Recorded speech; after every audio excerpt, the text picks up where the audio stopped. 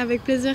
Donc Charlotte, j'ai 25 ans, je viens du sud de la France à l'origine et puis ça fait 2 ans que j'habite en Suisse à Lausanne et dans la vie je travaille dans les ressources humaines. Est-ce que tu peux nous dire quelle était ta situation avant de me rencontrer? Avant que je te rencontre, c'était marrant parce que, ou pas, hein, mais j'étais la personne qui attendait toujours l'événement un petit peu déclencheur qui allait faire qu'elle allait bien.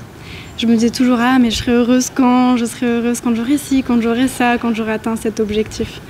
Et puis je pense que j'étais toujours dans un mood en fait, où j'étais constamment dans la négativité, je voyais toujours le négatif, le stress, puis c'était assez lourd quand même. Comment tu te sentais émotionnellement? Émotionnellement, on va dire que je me comparais beaucoup aux autres. J'avais une très mauvaise estime de moi, ça c'est sûr. Je me voyais pas forcément comme quelqu'un qui avait de la valeur. Et ça pour moi c'était, je pense, un des plus gros problèmes que j'avais. Et du coup ça entachait aussi mes relations aux autres, ma relation à moi-même, ma relation au travail. Puis ça partait vraiment de là en fait. C'était quoi les comportements? Pour un exemple? Procrastination, je dirais, comparaison, j'osais pas parler aux autres. Ok. J'ai toujours été quelqu'un de timide, mais en fait c'était maladif parce que j'avais pas confiance en moi. Puis j'osais pas parler, j'osais pas exprimer ce que je ressentais, ce que je voulais vraiment. Puis c'était assez frustrant parce que il y avait une petite voix au fond de moi qui me disait Charlotte, tu sais ce que tu veux, mais j'arrivais pas à l'exprimer. Et puis je sais que j'avais vraiment besoin de faire un travail sur ça. Et aujourd'hui, eh bien, qu'est-ce qui a changé? Aujourd'hui, il y a tout qui a changé, en même temps rien, dans le sens où en fait j'ai appris à accepter qui j'étais vraiment. Et ça, c'est en ça que je te remercie honnêtement, parce que ce que j'ai compris vraiment dans le travail qu'on a fait, c'est que la vraie transformation, c'est pas devenir quelqu'un d'autre, c'est pleinement accepter qui on est en fait. Et c'est en ça que je dis que ça n'a rien changé, parce que tout ce que j'avais était déjà au fond, c'est juste que tu m'as vraiment permis de mettre ça en lumière. Et pour moi, ça, c'est le plus beau cadeau qu'on ait pu me faire. C'est énorme, en fait. J'ai repris contact avec toutes les personnes à qui je parlais plus.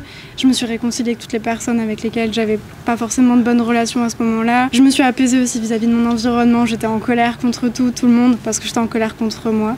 Et puis en fait, maintenant, tout va bien. Vraiment, j'ai plus du tout la même relation aux choses. Waouh, c'est clair. Ok, superbe. Tu es très jeune, tu viens de fêter tes 25 ans. Ouais. Quand je me remémore, moi, à cet âge-là, je n'aurais pas été capable de prendre une telle décision. Quel a été le déclencheur, en fait?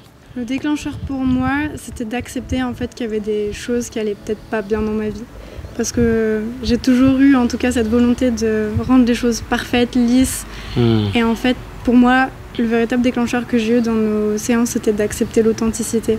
Et pour moi, l'authenticité, c'était accepter le tout, en fait. Se dire que la vie, elle est faite de haut et de bas et que ça, c'est normal.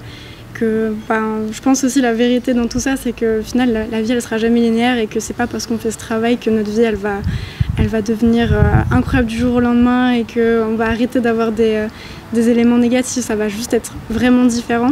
Et je pense que le premier pas pour ça, c'est déjà d'accepter que c'est ok, qu'il y a des choses qui n'aillent pas, que c'est ok que nous, on soit peut-être pas là où on a envie d'être, mais qu'il faut pas hésiter en fait à en communiquer et puis aussi à demander de l'aide. Okay. Et faut pas rester dans la situation dans laquelle on est parce qu'on s'auto-détruit en fait. D'accord. Et du coup, quel conseil tu donnerais à quelqu'un de ton âge qui hésite? Foncer, franchement, il n'y a pas d'autre. Non, vraiment à part ça, je pense qu'il faut juste pas se poser de questions et se dire j'ai besoin de communiquer avec quelqu'un. Il faut être bien évidemment aussi d'accord de changer parce que ça va impliquer beaucoup de changements, de remise en question de notre vie. Mais s'il y a un doute, c'est qu'il n'y a pas de doute, c'est qu'il faut y aller. Est-ce que ça a toujours été facile? Non. Alors ça c'est sûr, il y a eu des hauts, des bas, il y a eu des semaines où tu étais témoin où j'étais beaucoup plus stressée, mais là, moi, il y a une image que tu m'as donnée d'électrocardiogramme qui m'a énormément touchée. Et en fait, la vie, c'est ça. La vie, c'est être pas dans le linéaire, comme je disais tout à l'heure, mais accepter justement qu'il y a aussi haut et ses bas. Et puis, c'est pour ça qu'on est accompagné, pour accepter ces moments-là, en fait, et mieux les vivre. Merci pour ce partage. Et pour terminer, quels sont tes objectifs? Les objectifs aujourd'hui, en fait, je me suis rendu compte qu'avant, je remettais en question toute ma vie autour de moi parce que j'étais pas sûre de moi. Et en fait, je me rends compte que j'ai déjà tout ce qui me convient et du coup, j'avais vraiment envie de continuer dans cette lignée. Continuer dans cette lignée et continuer à mettre en place tout ce qu'on a mis jusqu'ici. Et puis, on a fait une liste ensemble d'objectifs que j'ai, donc j'ai ma liste, j'ai juste à cocher après. D'accord. Et histoire de faire rêver nos auditeurs, est-ce que tu pourrais nous citer 1 ou 2 objectifs? Parce qu'en fait, quand on en parle, on doit faire on s'oblige à passer à l'action pour assumer ces objectifs. Bien sûr. Alors, objectif court terme, c'est passer un certificat dans les ressources humaines cette année et partir au Japon, parce que c'est un rêve. Ah. Ouais, ça c'est sûr. Et puis objectif long terme, devenir DRH. Et j'ai échelonné mes petits objectifs pour arriver jusqu'ici. Ça, c'est certain. Et puis vivre à l'étranger, ça c'est... Je vis déjà à l'étranger, mais ouais. changer à nouveau de pays. Waouh, magnifique. Merci beaucoup Charlotte. Merci et puis on te souhaite un magnifique voyage. Merci pour tout.